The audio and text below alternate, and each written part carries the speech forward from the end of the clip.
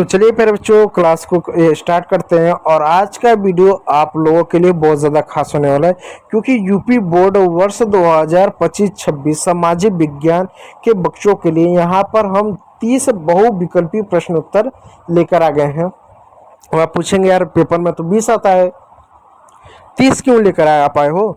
देखो बच्चों, जो यहाँ पर एमसीक्यू जो हम सॉल्व करेंगे वह चैप्टर वाइज होगा, यानी हम मिक्स भी तो सॉल्व करेंगे, लेकिन पहले हम चैप्टर वाइज सॉल्व कर लेते हैं।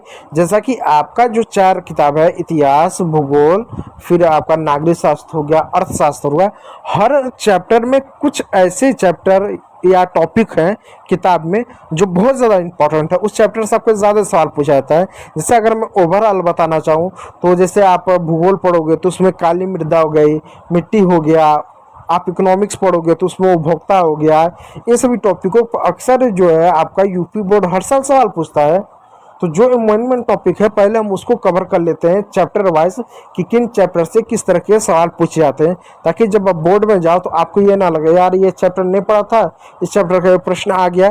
तो चैप्टर वाइज हम आपके 20 से 30 बहुविकल्पी प्रश्न उत्तर डेली आपके सॉल्व करेंगे।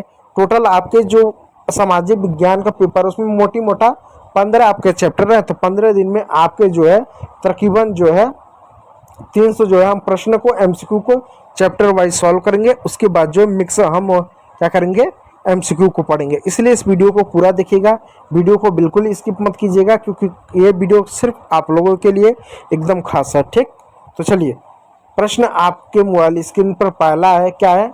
1789 में फ्रांस में राष्ट्रवाद की प्रथम अभिव्यक्ति का परिणाम क्या हुआ? यानी जब 1789 में जब फ्रांस में राष्ट्रवाद की प्रथम अभिव्यक्ति हुई यानी क्रांति हुई, तो उसका परिणाम क्या निकला? ऑप्शन ए फ्रांस की क्रांति, ऑप्शन बी नेपोलियन का उदय, ऑप्शन सी जर्मनी का एकीकरण, और ऑप्शन डी निरंकुश राजतंत्र का प्रारंभ। तो सही उत्तर है ऑप्शन ए। इससे क्या हुआ? फ्रांस में क्रांति हुई। जब लोगों ने अपने अधिकारों की अभिव्यक्ति किया तो कहीं ना कहीं उन्होंने क्रांति लाई, क्रांति का परिणाम ही निकला वहां पर। बेल्जियम किस देश के साथ सीमा साझा करता है? Option A Italy, option B Switzerland, option C Luxembourg, option D Germany. अब बहुत सारे बच्चे पूछेंगे ये तो नागरिक शास्त्र का है, नहीं ये इतिहास का है बच्चों, क्योंकि इतिहास का जो आपका पहला चैप्टर है यूरोप में राष्ट्रवाद का उदय, उससे क्योंकि यहाँ पर भी बेल्जियम नाम का एक देश आया, तो पूछ रहा है कि बेल्जियम किस देश के साथ अपनी सीमा साझा करता है। तो कमेंट बॉक्स में कमेंट कीजिएगा। इसका सही उत्तर है लक्समबर्ग। लक्समबर्ग के साथ क्या करता है? अपनी सीमा साझा करता है बेल्जियम। तीसरा प्रश्न है, यंग इटली संगठन किसने स्थापित किया? ऑप्शन ए विक्टर एमेनुअल दूती, option B Giuseppe Mazzini, option C Otto von Bismarck, option D Giuseppe Garibaldi. तो इसका सही उत्तर बच्चों ऑप्शन बी। जो ऑप्शन बी आपका है क्या है? जूसेफ मेजनी नाम के एक व्यक्ति था जिसने यंग इटली संगठन जो है उसने क्या किया था, बनाया था। और यंग इटली किस देश में बना था? ये फ्रांस में बना था। इस बात को याद रखिएगा। चलिए अगला प्रश्न आपके लिए बहुत ज़्यादा इंपॉर्टेंट है, VVI है, वेरी वेरी इंपॉर्टेंट है। आप देख सकते हो ये प्रश्न कब कब पूछा गया? 2024 के पेपर कोड में, 2020, 2023, 2022, यानी हर तरह के पेपर कोड में जो है ये प्रश्न आपके मोबाइल पे आपको शो हो रहा होगा, ये पूछा गया है। और एक जरूरी सूचना, PDF के लिए ना हमारा जो टेलीग्राम चैनल है ओमकार एजुकेशन, ओमकार मौर्य एजुकेशन जो हमारा चैनल है, इसको जरूर ज्वाइन कीजिएगा, जहाँ पर आपको फ्री ऑफ कॉस्ट PDF मिल जाएगा। ठीक है, तो फ्रांस की क्रांति कब हुई?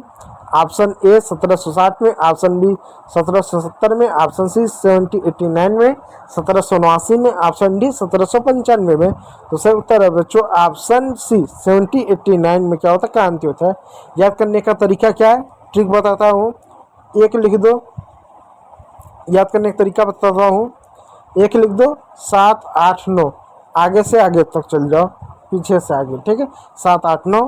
ठीक, चलो अगला प्रश्न है, इटली का एकीकरण किसके नेतृत्व में हुआ था? Option A Giuseppe Garibaldi, option B Otto von Bismarck, option C Napoleon, और ऑप्शन डी विलियम प्रथम। जल्दी से इसका कमेंट बॉक्स में इसका उत्तर दीजिएगा, इसका उत्तर क्या होगा? तो इसका सही उत्तर है प्यारे बच्चों ऑप्शन ए जूसेप मेजनी यानी जूसेप गरीबाल्डी जूसेप गरीबाल्डी के नेतृत्व में इटली का एकीकरण हुआ था। और ऐसे इटली को ऐसे कई सारे भागों में इधर उधर बटा हुआ था। तो क्या किया था, जूसेप गरीबाल्डी ने क्या किया था, इटली का एकीकरण किया था इसके नेतृत्व में। चलिए अगला प्रश्न आपके मोबाइल स्क्रीन पर। विनया संधि कब हुई? ऑप्शन ए 1848 में, ऑप्शन बी 1815 में, ऑप्शन सी 1834 में और ऑप्शन डी 1990 में। सही उत्तर है ऑप्शन बी 1815 में क्या हुआ था, विनया संधि हुआ था। और ये देख लीजिए, ये प्रश्न बहुत ज़्यादा इंपॉर्टेंट है। यहाँ देखिए मैंने 5 स्टार बनाया है। इसका मतलब क्या है कि ये प्रश्न बहुत ज़्यादा इंपॉर्टेंट है। ये प्रश्न क्या बहुत ज़्यादा इंपॉर्टेंट है, कब कब पूछा गया है? देखिए 2024, 2023 में और भी बहुत सारे पेपर कोड में पूछा गया है। मैंने उतना पेपर कोड नहीं लिखा क्योंकि जगह नहीं था, लेकिन प्रश्न बहुत ज़्यादा इंपॉर्टेंट है, इस बात को याद रखिएगा। विनया संधि कब हुई अक्सर पूछता है, इसको पढ़ के जाइएगा। 2 प्रश्न आपको मिला इस चैप्टर में। यूरोप के राष्ट्रवाद में पहला फ्रांस की क्रांति कब होती है, अक्सर पूछता है। दूसरा विनया संधि कब हुई 1815 में, यह हर साल पूछता है। देखिए आगे चलिए, आगे देखिए। मेरा मोबाइल ना बच्चों बहुत पुराना हो गया, बहुत हैंग करता है। फिर भी आप लोग प्यार और सहयोग बहुत अच्छा देते हो, जिस वजह से मैं ना पढ़ा पढ़ता हूँ, ना तो मोटिवेशन ही नहीं होता पढ़ाने को कि क्या ऐसे पढ़ाएं, लेकिन सहयोग है आप लोगों का। ठीक है, देखो यंग इटली किसके संबंध में था? यंग इटली किसके संबंध में था? इटली के एकीकरण में, जर्मनी से, ठीक है, और इंग्लैंड से, फ्रांस से। तो सही उत्तर है प्यारे बच्चों ऑप्शन ने इटली के एकीकरण से क्या था, संबंध था। यंग इटली किसके संबंध से? ये जो था ये क्या था, इटली के एकीकरण से संबंधित था। चलिए अगला प्रश्न है, नेपोलियन का संबंध था। ऑप्शन ए फ्रांस से, ऑप्शन बी जर्मनी से, ऑप्शन सी इटली से, ऑप्शन डी कोई नहीं। तो कहीं ना कहीं इसका देखा जाए तो फ्रांस से इसका क्या संबंधित था। ऑप्शन ए फ्रांस से क्या था, नेपोलियन का संबंध था और फ्रांस से। ठीक, अगला प्रश्न देखिए, ये भी प्रश्न जो है बहुत ज़्यादा इंपॉर्टेंट है। VVI वेरी वेरी इंपॉर्टेंट है। ये तीसरा प्रश्न आपके सामने मिल जा रहा है। देखिए पेपर कोड है, इतने सारे पेपर कोड है, हर साल पूछता है, इस बार भी पूछेगा। क्या है, जर्मनी के एकीकरण में मुख्य भूमिका किसकी थी? Option A Garibaldi, option B Napoleon, option C Otto von Bismarck, option D William प्रथम। तो ऑटो वान बिस्मार्क का क्या था, जर्मनी के एकीकरण में मुख्य भूमिका रही। यह चौथा प्रश्न है जो बहुत ज़्यादा इंपॉर्टेंट है, इसको याद रखिएगा। नेपोलियन कोड या नेपोलियन सतह कर दो 1804 में क्या नहीं शामिल था?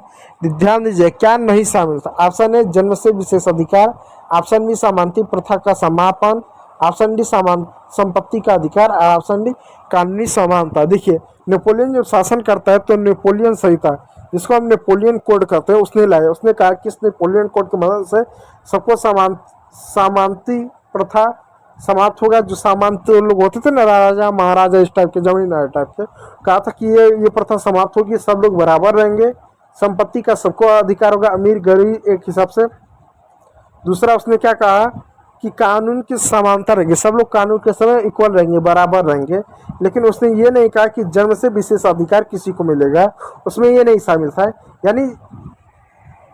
यानी जो उसका नेपोलियन कोड था उसमें 3 चीज़ शामिल था कि सामंती प्रथा नहीं रहेगा, उसने लिखा था।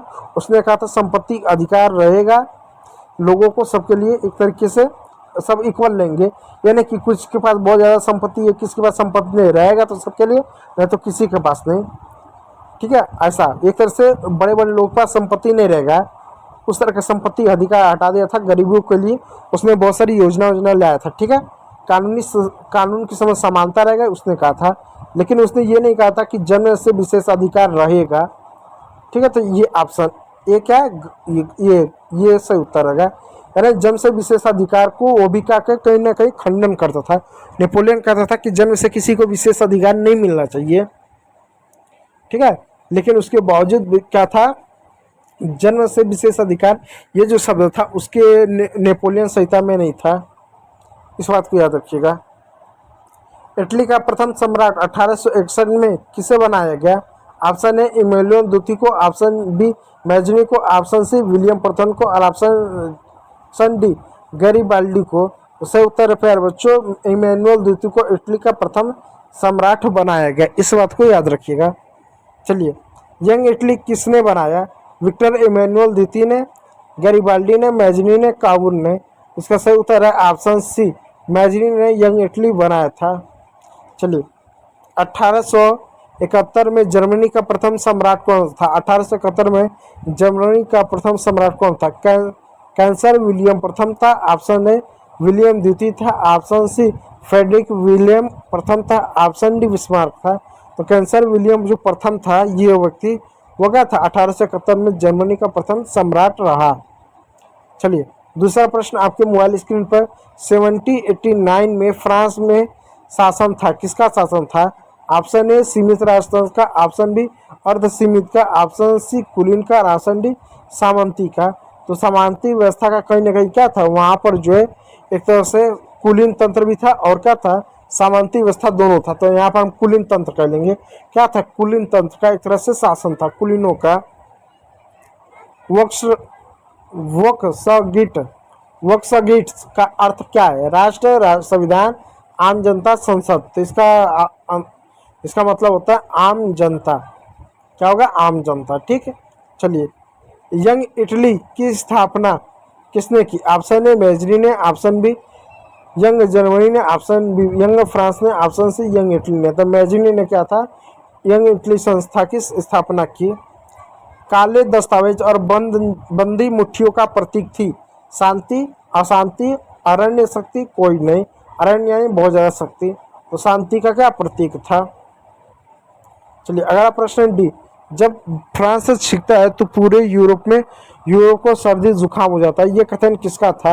Option A Cavour, option B Bismarck, option C Mazzini और ऑप्शन डी मेटरनिक। तो कहीं ना कहीं ये कथन जो था वो किसका था? ये मेटरनिक का था।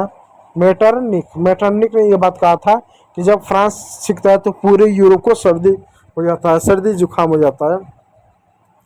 नेपोलियन की पराजय कब हुई? 1814 में, 1815 में, 1816 में, 1817 में। तो इसका सही उत्तर बिहार बच्चों ऑप्शन बी, 1815 में क्या नेपोलियन की पराजय हुई वाटरलू की लड़ाई में। राष्ट्रवाद की शुरुआत सबसे पहले कहाँ हुई? ये देखिए, पांचवा प्रश्न ये आया, ये भी बहुत ज़्यादा इंपॉर्टेंट है, इस बात को याद रखिएगा, बहुत ज़्यादा इंपॉर्टेंट। पेपर कोड में ज़्यादा नहीं लिखा क्योंकि जगह नहीं था, ठीक, लेकिन इंपॉर्टेंट है। राष्ट्रवाद की शुरुआत सबसे पहले कहाँ हुई? इंग्लैंड में, अमेरिका में, फ्रांस में, रूस में। तो सब तरफ फ्रांस में। कहाँ पर? फ्रांस में।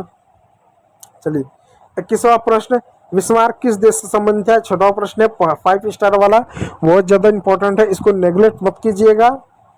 इंग्लैंड से, जर्मनी से, इटली से, फ्रांस से। तो सही उत्तर है ऑप्शन जो है आपका जो है बी, यानी जर्मनी से संबंधित था बिस्मार्क। ठीक। चलिए, अगला प्रश्न है 1871 में प्रथम सम्राट कौन थे? विलियम प्रथम, विलियम द्वितीय, फ्रेडरिक विलियम प्रथम और ऑप्शन डी कैंसर विलियम प्रथम। तो इसका सही उत्तर है ऑप्शन डी, कैंसर विलियम प्रथम जो था 1871 में प्रथम सम्राट थे। चलिए, केंद्रीय शक्तियों में कौन था? ब्रिटेन, फ्रांस, ऑस्ट्रिया हंगरी और रूस। तो ऑस्ट्रिया और हंगरी तो क्या थे? केंद्रीय शक्तियों में था। अब देखो, यंग इटली सोसाइटी के संस्थापक कौन थे? Garibaldi, Mazzini, काबूर, Bismarck. तो सही उत्तर है ऑप्शन बी, मैजनी जो थे यंग इटली सोसाइटी के संगठन थे, ये थे। ठीक।